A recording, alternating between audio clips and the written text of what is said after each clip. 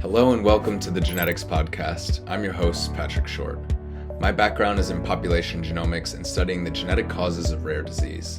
I did my PhD at the Sanger Institute in the University of Cambridge and have been in biotech since 2018 when I started Genetics. Genetics helps academic and industry researchers to run large-scale genetic testing programs that speed up their clinical trials, generate data sets for the next big breakthrough, and give participants the best possible experience taking part in research. Each episode of the Genetics Podcast, we bring you insights from the leading minds in genetics and precision medicine, including household names and Nobel Prize winners, as well as early career scientists and biotechs working on the next big breakthrough. Whether you are a scientist, entrepreneur, executive, patient advocate, or simply someone curious about how genetics shapes our world, you're in the right place. Thank you for listening, and let's get started. Hello, everyone, and welcome to the Genetics Podcast. I'm really excited to be here today with Austin Argentieri, who's a research fellow at Harvard and the Broad Institute and works in the Analytical and Translational Genetics Unit at Massachusetts General Hospital. He completed his PhD and postdoc at the Big Data Institute at the University of Oxford, and his research today is focused on large-scale analyses to understand the genetic, biological, and environmental determinants of human aging and aging-related diseases. So, Austin, without further ado, thank you so much for joining us today. I really appreciate it. Thank you for having me. It's my pleasure to be here.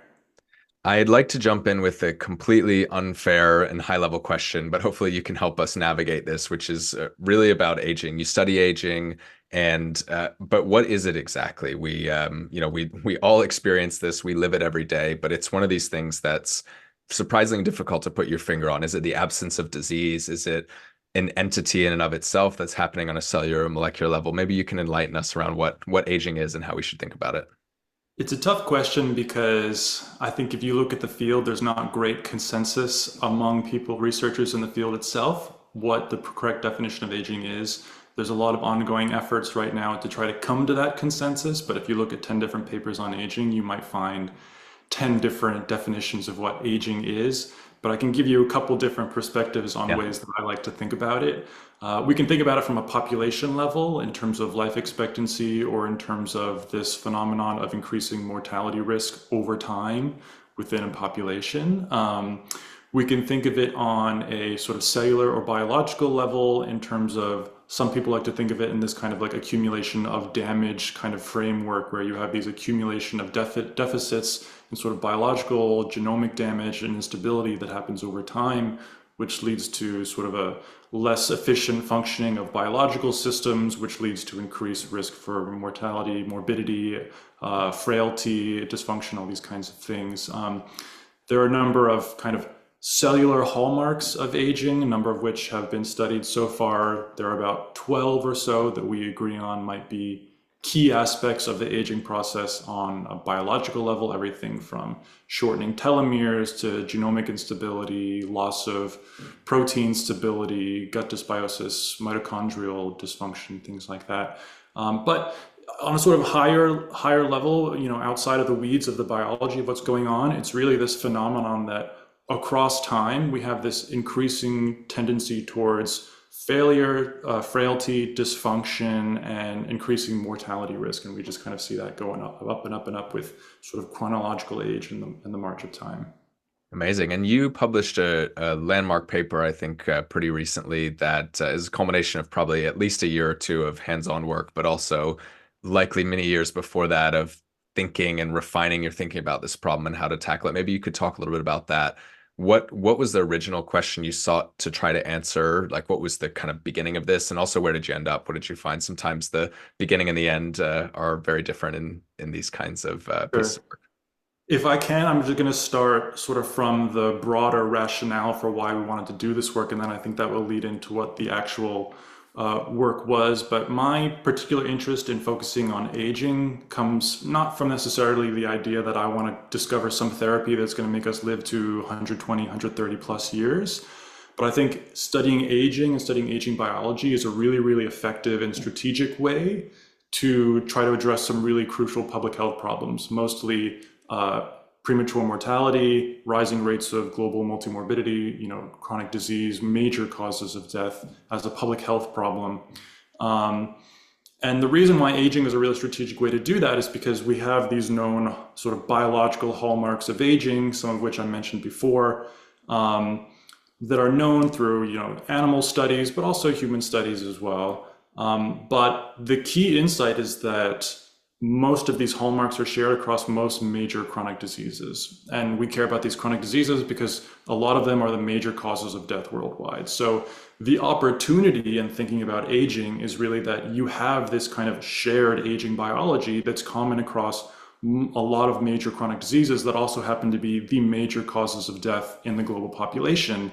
So the real rationale for thinking about the project that we've been doing recently is, well, if we could take advantage of that somehow, if we can start to be able to quantify signatures of aging on a biological level, it will help us to better come up with better sort of preventative tools, predictive tools that might be just one tool for many different chronic diseases combined, but will also tell us something about the common biology and the common genetics across all these diseases, which opens the door for therapeutic development and all these kinds of things.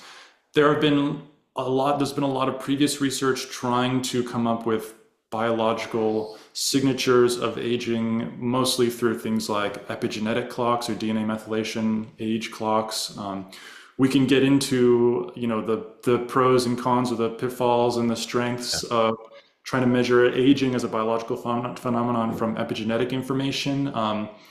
But our specific work on this, which we just published recently in an article in Nature Medicine, is really focused on instead using large-scale population proteomics data to create accurate estimates of biological age across diverse populations, and use that then as a signal that we can use to predict mortality over 10 to 15 years in the future, many major chronic diseases and cancers, as well as lots of different aging phenotypes, frailty, biological decline, all these kinds of things.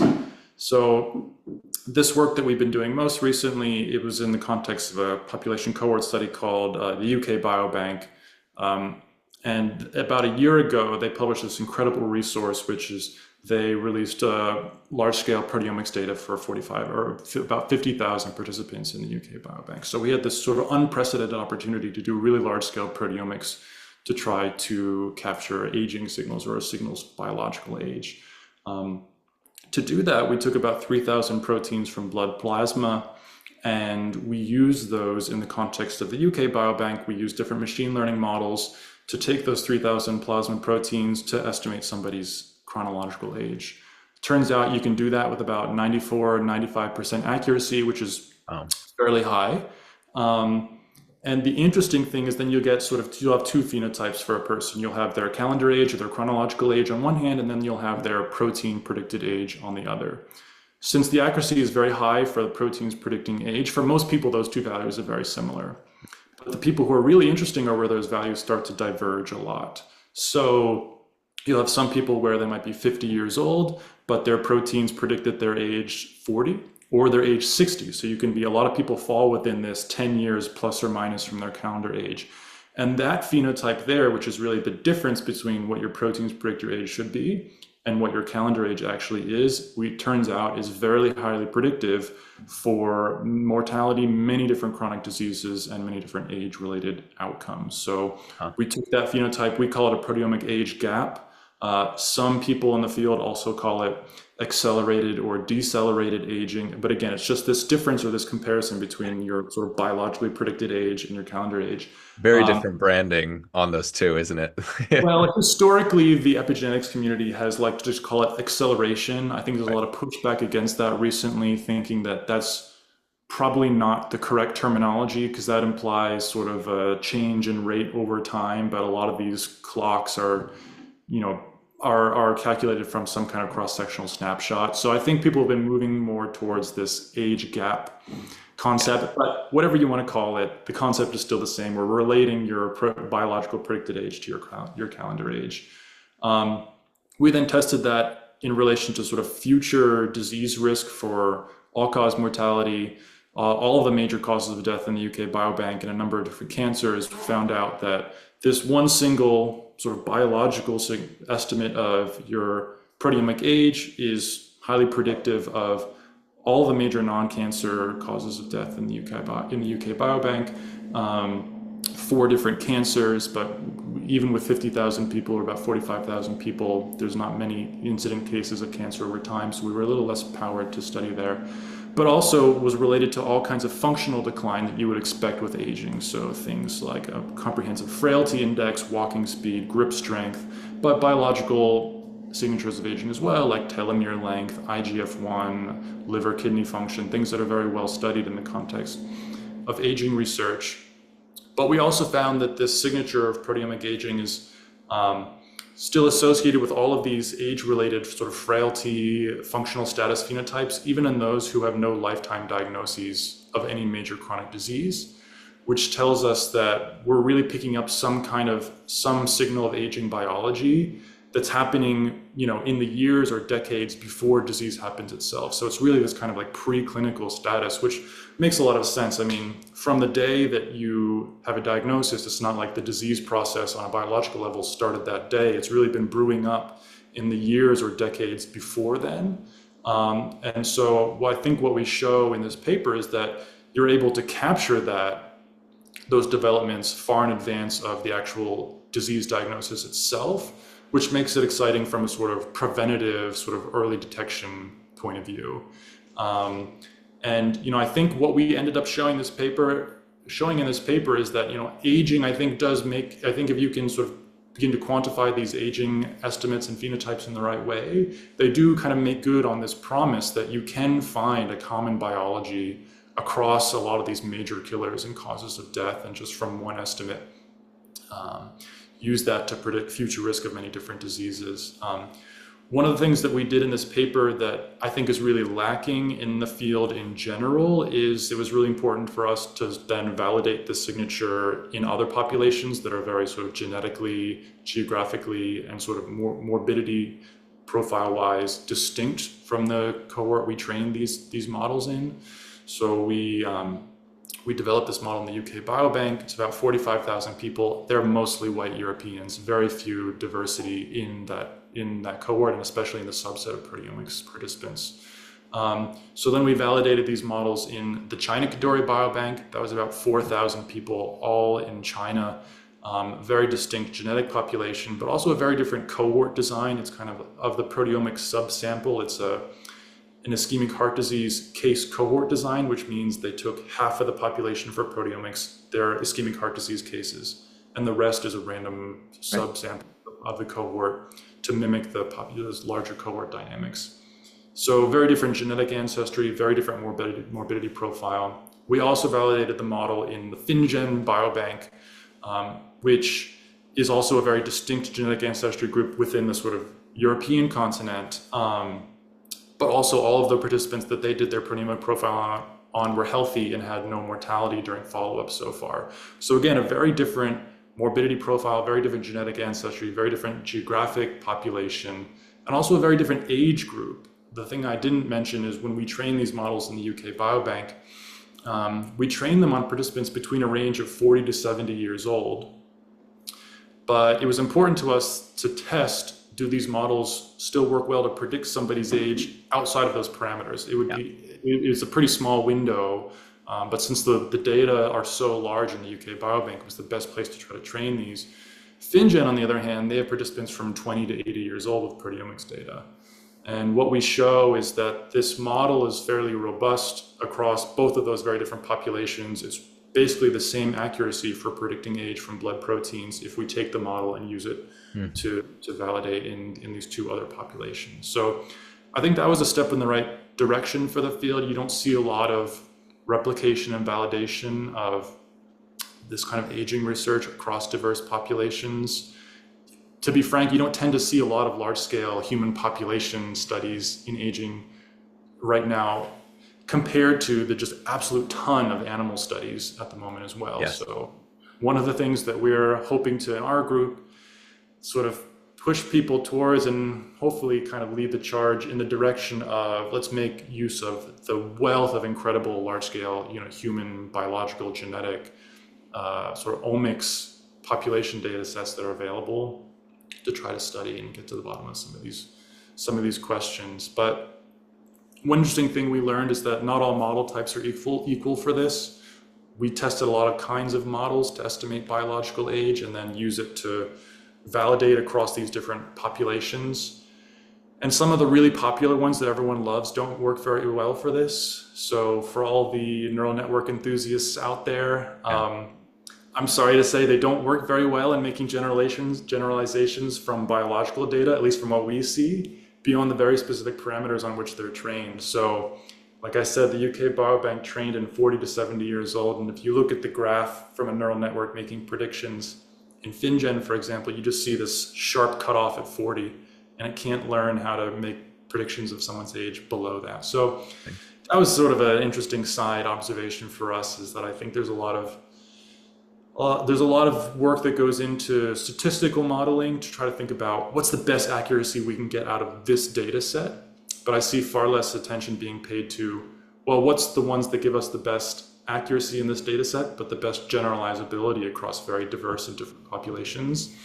So that was a good lesson for us as well. And we were happy that, it ended up we could use a much less expensive and complicated model type that was far more generalizable. Yeah. So. What ended up working best for the machine learning nerds out there who want to know? We use a gradient boosting model called LightGBM, which is very similar to XGBoost, but it uses it's just a little bit faster. But it's in this family of sort of tree-based models similar to random forest as well. Yeah, makes sense. I have a million questions on this, but first I want to say it's amazing and fascinating work. And I just to play it back to make sure I'm summarizing it correctly. So you're able to use this 3,000 protein score, combination of weights across the 3,000 proteins to predict a biological age, for lack of a better word, that's predicted by the proteomics, and compare that to their actual calendar age. And it's the residual that's interesting. People who are 10 years older, according to the proteomic score, compared to what the calendar says, are at increased risk for all the major non-cancers and many of the cancers. And it sounds like there was a power issue here, not necessarily that it's not predictive of cancers in general, but you just don't necessarily have enough data to say that definitively. Is that a rough approximation? Have I got that right? Yeah, I mean, there might be some cancers where it's not involved at all. Some cancer signals we see were very null, and I don't think that would change, if we had a lot more cases all of a sudden. But for some of them, it certainly was the case that we only had, fewer than 100 cases, so it's difficult. The one thing that I forgot to mention is that one of the interesting things we learned is we start with 3,000 proteins, but it turns out you only need far fewer than 3,000. So that's exactly where I was going to go. They're not all created equal, right? What did you learn about the proteins that are really driving this difference? So it turns out we identified about 204 proteins that are important for predicting age. Turns out if you use those 204 versus all 3,000, there's virtually no difference in the accuracy of your model. So what that tells us is you don't need thousands of proteins to capture sort of the complexity of what's happening in terms of aging biology. But turns out we sort of took that further and we went all the way down to 20 proteins and found out that you can still capture about 91% of that full model's complexity with just 20 proteins. Wow. And if you make a score based on those 20 proteins, it's associated with all of the same sort of multitude of aging phenotypes and incident diseases and mortality as the 200 protein score. So we're excited about the 20 protein score because you're reducing the complexity a lot in terms of information that has to go into your model, but you seem to be still getting all of the sort of high dimensional associations out of that. And the 20 proteins are very diverse that go into it. They span across extracellular matrix, inflammation, metabolism, some cancer stuff. So even though it's 20 very different proteins. Some people in the aging field like to focus just on inflammation or just on other things. We see some inflammation in there, no doubt, but one of the takeaways is even when you go down to just 20 proteins, it's a very multidimensional set of 20. Yeah.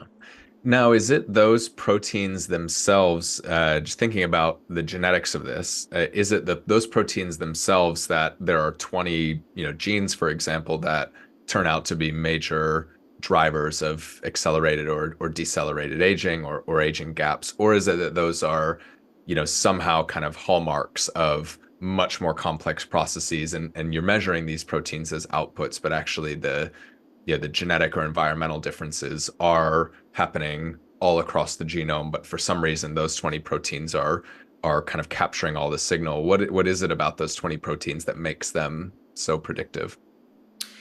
Yeah, it's a good question. I couldn't tell you that I have the definitive full answer to that question, but the interesting thing I think about proteins is that they're kind of this accumulation of genetic influence, plus they're also really good biosensors of environmental influence. Right. So whatever you're getting in terms of the protein levels are ultimately going to be this combination of those things. There's been a lot of work in the last couple of years, some landmark papers in Nature in the last year looking at genetic determinants of the same protein panel we looked at in the UK Biobank through protein quantitative trait loci and things like that. There's a little bit less on trying to map exactly the environmental influence on expression of a lot or abundance of a lot of these proteins. And people in our lab and other labs I know are working on things like that now. But in my mind, the reason why I think the proteins are a more sort of strategic, sort of omic layer to look at, if you will, is that they are at least the functional layer that is influencing the disease process or the frailty process or anything like that. And that's the really important part. And that's why I think that developing this kind of signature of aging from proteins tends to work so well as a morbidity predictor or a mortality predictor. You don't see that same phenomenon when you look at DNA methylation, for example, or transcriptomics. There's a lot of interesting research out there that shows that even especially for aging-related proteins or genes, there's this really strong decoupling between gene expression and protein expression. And if DNA methylation is going to matter at all, ultimately it's got to influence gene expression. Which I think explains why a lot of the early epigenetic clocks don't associate very strongly with mortality or morbidity if you just use methylation to predict age. So all the newest generations of methylation clocks will do different things instead. Like they'll train directly on mortality or morbidity or blood biochemistry or things like that as a way to get around that. But the proteins, on the other hand, seem to carry all that information directly. And especially, like I said, some of the most important proteins in our model are extracellular matrix proteins. These are proteins with an incredibly long half-life, which means that after the gene is expressed and there's a protein, it's undergoing tons of post-translational modifications because it's just sticking around for a really long time. Right. And I think this is one of the reasons why they're so predictive for age, is because they stick around so long. You have these alterations that accumulate with age and with time that are very predictive and very telling of what age you might be at. But that means, again, that they're going to be very divorced from the sort of upstream gene expression or possibly DNA methylation signals as well.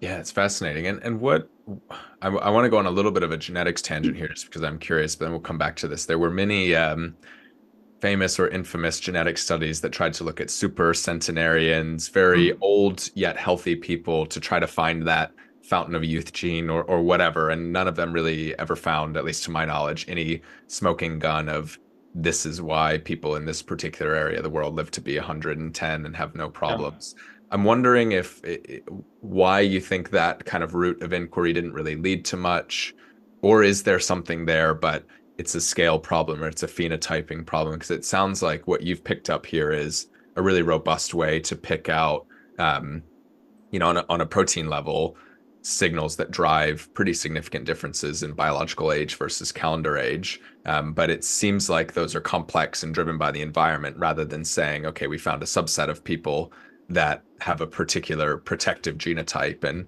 they've inherited this lucky fountain of youth. It's really something a little bit more complicated than that.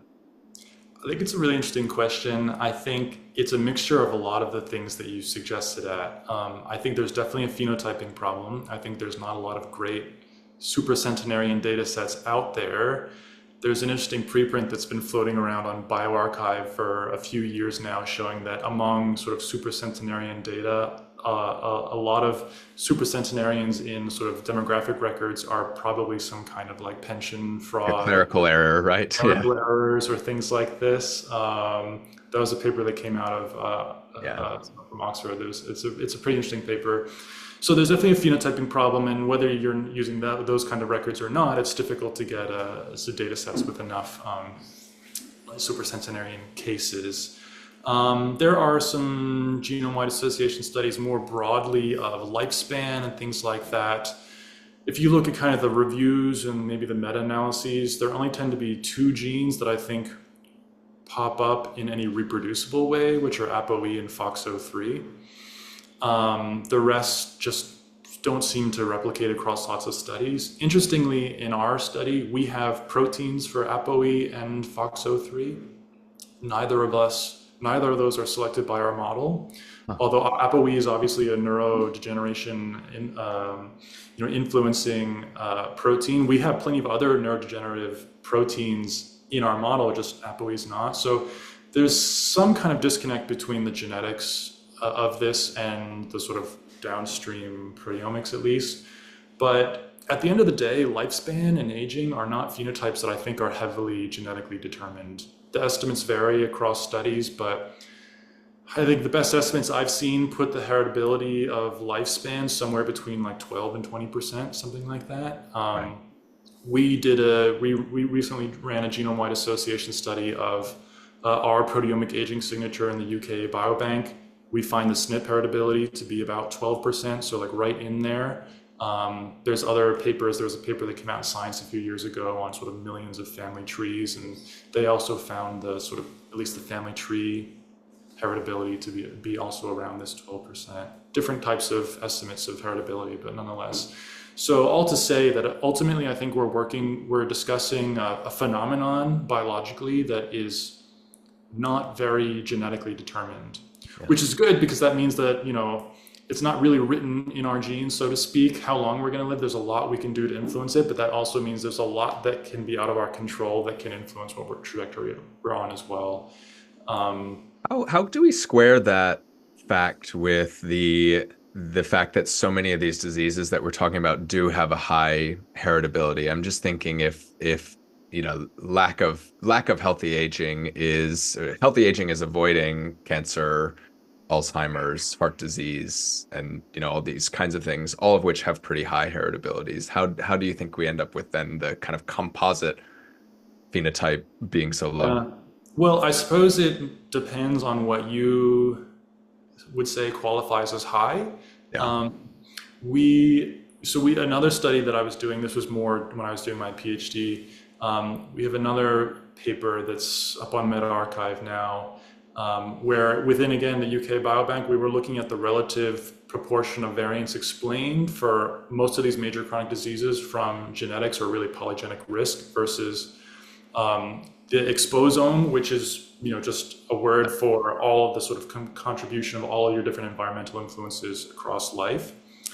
And there we found pretty starkly, with some exceptions, that for most of these major chronic diseases, if you're putting sort of age, sex, polygenic risk, plus the exposome in a model together, the polygenic risk is going to be explaining a minority of the proportion of the variance compared to just age, sex, and the environment. And we found that for premature mortality. We found that for a lot of major chronic diseases as well. There were some exceptions where the genetics trumps the environment. Things like Alzheimer's and all-cause dementia were two that stand out, like you mentioned. But I don't know, I see from at least some of the data we look at that when you're looking at the relative contribution of genetics versus environment for a lot of these kinds of phenotypes, there is for sure a reproducible genetic component to them, but it might not explain as much of the variance in these phenotypes as ultimately the environmental influence does. So I was interested also in how you broke the score down. So you've got you've got 200 proteins and then even down to 20 proteins that you can get really great accuracy at predicting aging. But as you spoke about at the beginning, there's lots of different kind of branches of the tree. If you think about we're heading down a healthy life, but then we take a detour off one branch or another, or were you able to deconvolute the score in some way to say proteomic signatures that look like this actually tend to result in dementia more frequently down the line? Proteomic signatures like this tend to point towards cancers, or is it this is purely in aging, and then beyond that point, there's lots of things can go wrong once you've sort of veered off the path, so to speak. That's a really interesting question. We didn't do it in this paper. However, you could do it. The nice thing about the state of where we are now with these different models, at least machine learning models, is they're sort of moving away from being black boxes, and now we have good sort of explainable AI tools for them. So we use in our paper something called chat values, which is just kind of a measure of each feature in the model's sort of contribution towards predicting the outcome. In this case, what's the contribution, and you get a quantitative score for each one of each protein in predicting age. But you get those values per individual person. So you can kind of explode these models and then look at, for every individual sample or person in your model, it was this protein that was contributing most strongly versus this person, it was that protein. The nice thing about a lot of the proteins, at least in this panel that we used, is that a lot of them have known connections to different diseases and physiological processes. So at least in terms of mining the literature, you could start to create maps like that. Although, like I said, we didn't do it, but it would be a really interesting idea. But you could probably also do a data-driven approach as well, which is maybe what you were hinting at as well, which is, kind of create different profiles in terms of which proteins working most strongly for different people and see if those match up to different disease profiles. It's a really cool suggestion. We'll probably try it now that you suggested it, but no, we haven't done it, so I couldn't tell you. No, cool. That's great. I'm interested to see, like most ideas, it will probably require a lot of iteration before it goes anywhere. But where I was going with it was thinking about, you mentioned at the start of the call how this could lead towards drug discovery, therapeutics type of applications, and I'm wondering whether those applications would target aging more broadly to say, we've learned from this what hallmarks of aging are, and then we can reverse engineer that to go after whatever the root cause of this is, or whether it's more likely to be we've reverse engineered this along a couple of the critical paths, whether it's neurodegeneration or cardiovascular disease. More of the, I guess, traditional, most drug developers would think about it that way, whereas a lot of the Silicon Valley people want to just go straight at the core, right? Which you mentioned isn't necessarily the focus of this. But I'm curious how you think about how this parlays into therapeutic development. Well, in terms of therapeutic development, there is what would be ideal, and there's what's feasible or practical within the sort of regulatory landscape within the US at least. Aging and lifespan are not accepted indications. Clinical endpoints, right? Yeah. Right. So, and this is, there's been a huge swell in the number of aging, longevity-focused biotech, even pharma activity in the last 5 or 10 years. And I think the route that a lot of them are taking is more the second example you gave, which is they're trying to understand something about aging biology, but they're funneling it through a very specific indication. And they're trying to pick strategic indications where this is likely something very age-related, such that some biology we're going to tap into might be more common across lots of different conditions. And then maybe we can go down more and more indications in the future and repurpose this therapeutic for lots of other things. You see that kind of happening inadvertently with, semaglutide and the GLP-1 agonists and things like that. It just seems like every day there's like a new possible application for these. But it doesn't surprise me, given that they are working on sort of this kind of like metabolic sort of adiposity pathways that are really shared across a lot of things. And right. By the way, when we look at the genetics of this proteomic aging score, some of the largest shared heritability, genetic heritability, you see is with other kinds of like, metabolic, cardiovascular, like fat mass phenotypes. So it doesn't surprise me that that would have many far-reaching effects beyond. But whether we will get to a phase where ultimately people are developing therapeutics on more broadly just aging, I don't know. It depends on how the sort of regulatory landscape evolves around this. But I think the evidence supports the idea that like if we could go straight after aging, it would probably be the most strategic way to spend your money. You can develop one thing And if it's really targeting this sort of shared common biology, it's going to have these knock-on effects across all the related conditions. Yeah. So I think that's would be a great place to go. I don't know how quickly we're going to get there, but one of the things we really need in the field to be able to do that are good biomarkers for aging. That was one of the reasons why we wanted to create something like what we developed. But just from a practical point of view, it's not feasible financially or time-wise to do a randomized controlled trial of lifespan in humans, which is one of the reasons why you see so much activity in mice and other Yeah. animals.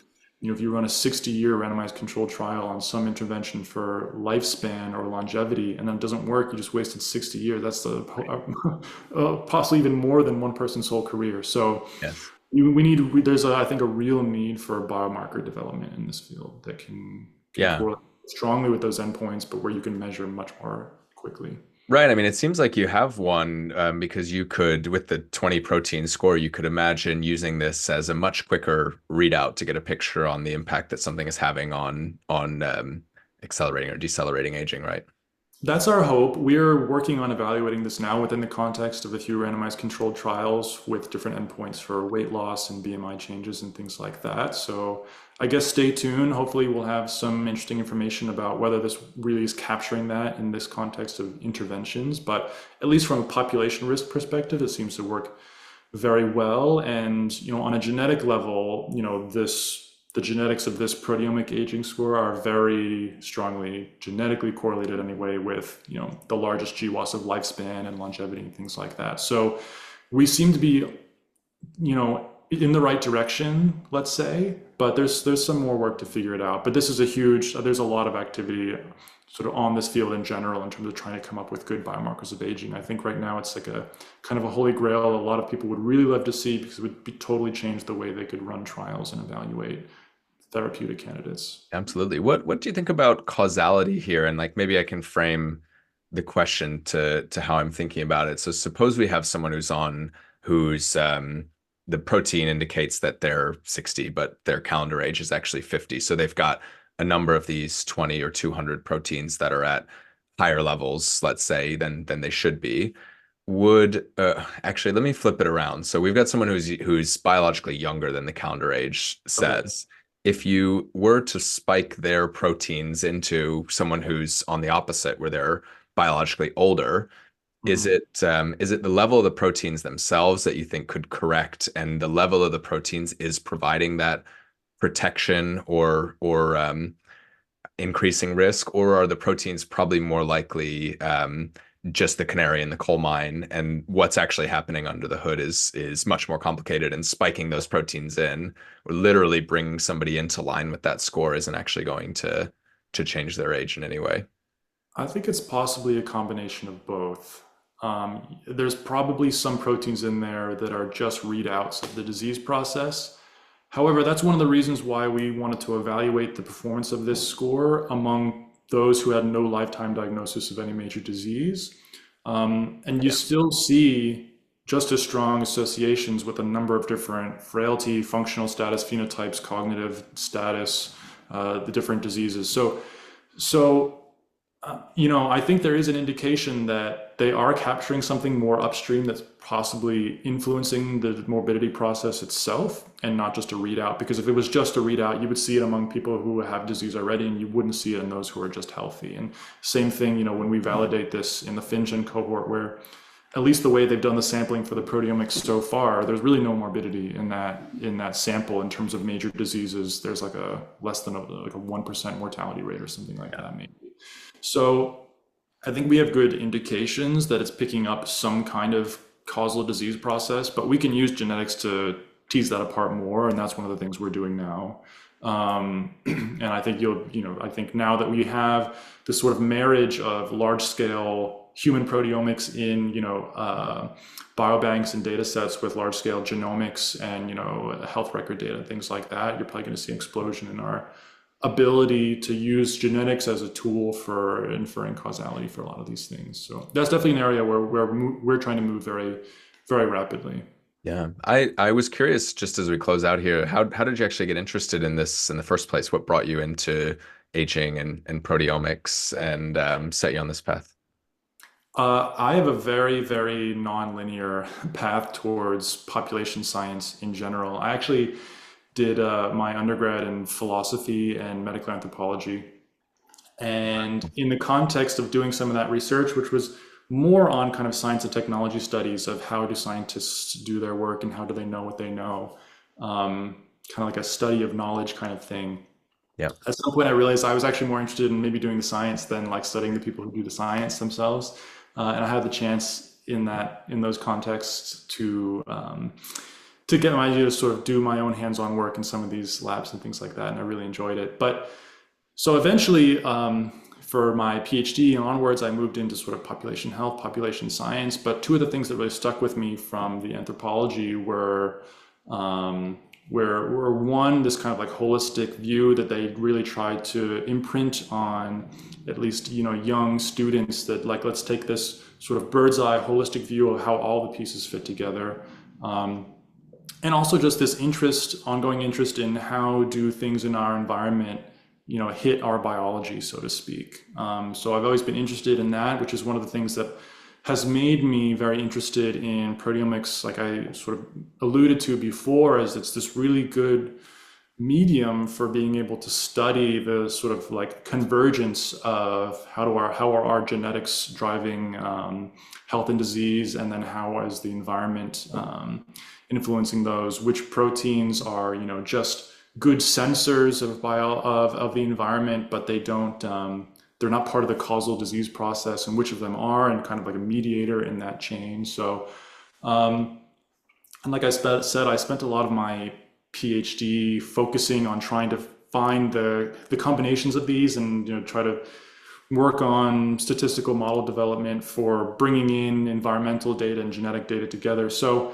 that's kind of the legacy. But sometime in my PhD, I just started reading books about aging, and it just struck me that, like, I don't know, maybe I was thinking about it differently, but it just struck me that if there really is this common biology across all these common diseases, this must be the most strategic way we could invest our resources to try to curtail multi-morbidity rates, premature mortality, all these things which are major public health goals. So once I started thinking about it that way, it was hard to go back to studying just one disease or the other. Yes, that's right. I think, and you're not the first of our guests that has a humanities, history or literature type of background, and I don't think you are the last, because it's something about the way that it causes you to think about the world a little bit differently that allows you to come into science and just bring a fresh perspective, which is what it's all about. I agree.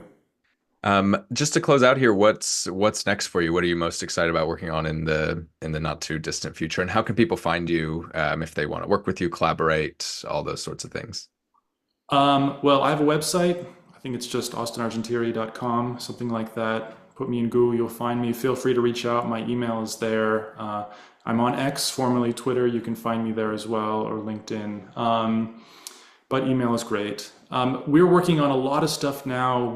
Again, like I said, we're really trying to look towards the future in trying to drive this kind of new generation of leveraging all of the great, enormous, public health and biobank data resources across the world to study aging. I mean, I think in the population genomics category, or field, we've been on this for a long time, right? I think it's a given that people would work with the UK Biobank or FinGen or any of these major biobanks, but the aging field hasn't quite got that message as much. So we're trying to really work towards leveraging bring together a lot of different cohorts and other types of multi-omics data as well. One of the most common questions we get all the time on our work is, how does your protein clock compare to all of the epigenetic clocks that are out there? Right. And unfortunately, the UK Biobank doesn't have any epigenetic information. So our next step is definitely trying to do more multi-omic comparison, tease that apart in a, like a large human population context. So Amazing. lots of interesting insights from that. We're going deep now on the genetics of this proteomic age signature that I mentioned, that we're, trying to pull out what insights we can there in terms of how there's common biology and pathways across lots of different conditions. There's lots of interesting stuff we're finding on there so far. So I would say stay tuned. There'll hopefully be some stuff out on that in the near future. Very cool. Congratulations on the great work, and thank you so much for sharing it with us. Thanks so much for having me. It was a great talk. That wraps up this week's episode of the Genetics Podcast. I'd like to give a huge thank you to our guests for sharing their valuable insights and experience. And thank you as well to our listeners, as always, for tuning in. If you enjoyed today's talk, the number one thing I would really appreciate from you is if you could share it with a friend or colleague who you think would enjoy it as well. We would also really appreciate if you could subscribe to our show and give us a quick rate and review on Apple Podcasts, Spotify, or your favorite podcast platform.